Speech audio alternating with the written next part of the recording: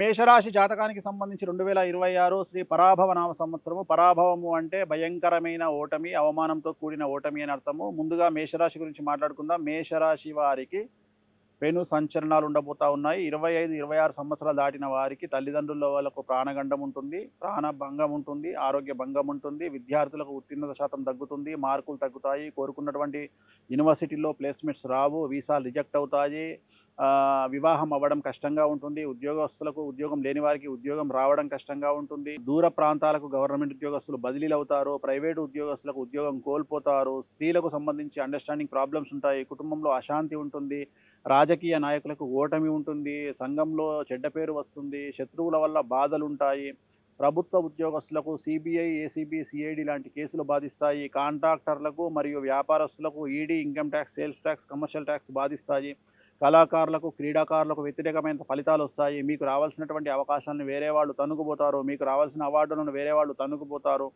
So ఏ రంగం వారిని తీసుకున్నా మేషరాశి వారికి అన్ని రంగాల్లో అందరికీ సమస్యలు ఉన్నాయి.